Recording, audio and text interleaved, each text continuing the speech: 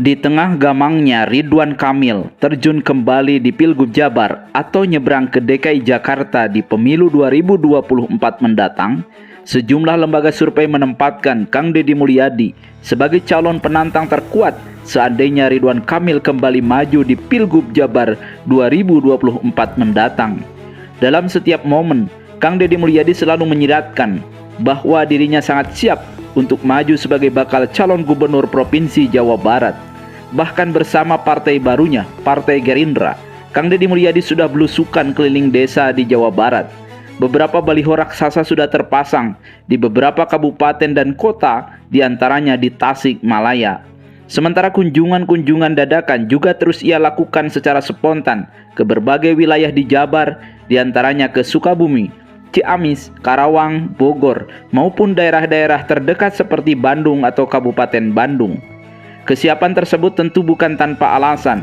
Pertama, bahwa secara popularitas, nama Kang Deddy Mulyadi memang moncer dan dikenal luas oleh masyarakat Jawa Barat. Yang kedua, model dan pendekatan yang dilakukan oleh Kang Deddy Mulyadi dalam melakukan komunikasi politik dengan warga Jabar sudah dianggap pas. Namun bagaimana jika Ridwan Kamil kembali mencalonkan sebagai gubernur Jabar untuk yang kedua kalinya? Apakah Kang Deddy Mulyadi memiliki kans untuk mampu bertarung secara head to head dengan Ridwan Kamil? Secara statistik, Ridwan Kamil memang memuncaki angka-angka survei. Bahkan popularitas dan elektabilitas Ridwan Kamil mencapai 40% lebih. Sementara Kang Deddy Mulyadi masih di angka 20%. Ridwan Kamil diuntungkan lantaran ia adalah incumbent dengan jejak pembangunan dan infrastruktur anggaran yang ia kuasai. Perbedaan angka 20% bisa menjadi tantangan tersendiri bagi Kang Deddy Mulyadi yang harus bekerja ekstra untuk menyusul raihan Ridwan Kamil. Namun kalau kita membaca secara utuh konstelasi politik di Jawa Barat, sesungguhnya Kang Deddy Mulyadi memiliki prospek yang besar untuk memenangkan pertarungan andai head to head dengan Ridwan Kamil. Alasan rasional dan masuk akalnya ialah: pertama, dari sisi survei, Kang Deddy Mulyadi yang bukan siapa-siapa namun bisa mencapai angka 20%, jauh di atas calon-calon lainnya termasuk Wakil Gubernur UU Ruhzanul Ulum. Angka yang tinggi ini mengindikasikan bahwa tidak menjadi apapun, Kang Deddy Mulyadi sudah dikenal dan disukai oleh masyarakat Jawa Barat. Kedua, dari sisi partai politik pengusung, andai Prabowo Subianto menugaskan Gerindra Provinsi Jawa Barat lalu merekomendasikan Kang Deddy Mulyadi sebagai calon gubernur, maka infrastruktur politik Gerindra sungguh menguntungkan Kang Deddy Mulyadi. Dapat dibaca dari hasil perolehan pemilu 2019 yang lalu bahwa Partai Gerindra merupakan partai pemenang pemilu di Jawa Barat dengan raihan suara 4,3 juta lebih. Sementara Golkar harus puas di urutan nomor 4 setelah PDIP dan PKS. Kita tahu Golkar adalah kendaraan Ridwan Kamil yang kemungkinan digunakan pada pemilu 2024 mendatang. Adapun partai lain semisal Nasdem yang menjadi penyokong Ridwan Kamil di pemilu yang lalu, sulit rasanya jika harus kembali mendukung Ridwan Kamil baik di Jawa Barat maupun di Provinsi DKI Jakarta.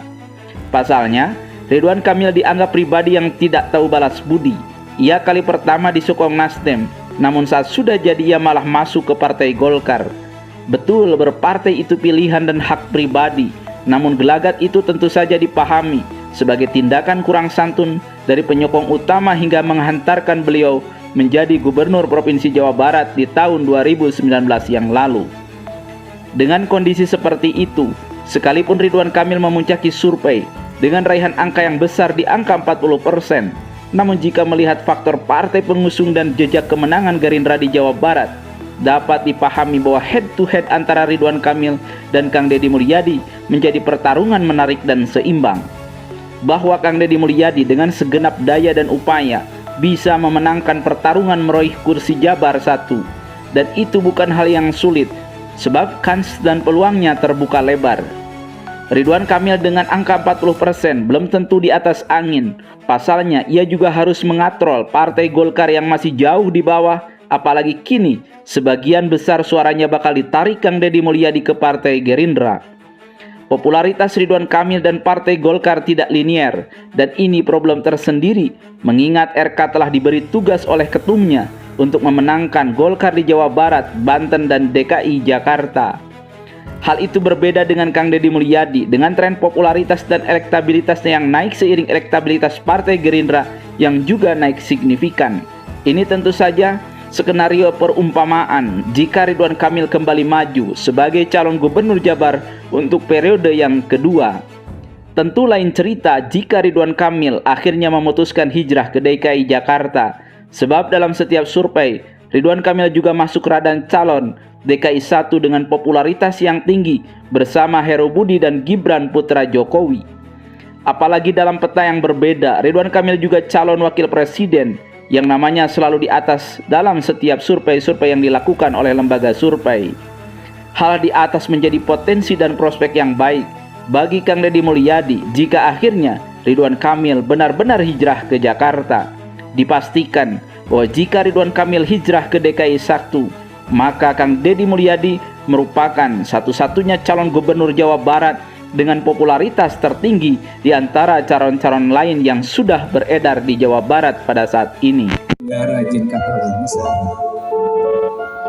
mudah-mudahan harapan orang kapayun pamimpin tiasa adil kanu leutik, tiasa bijak kanu susah, tementingkeun dirina sorangan.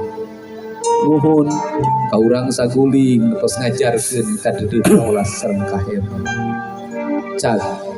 Assalamualaikum warahmatullahi wabarakatuh. Sampurasun.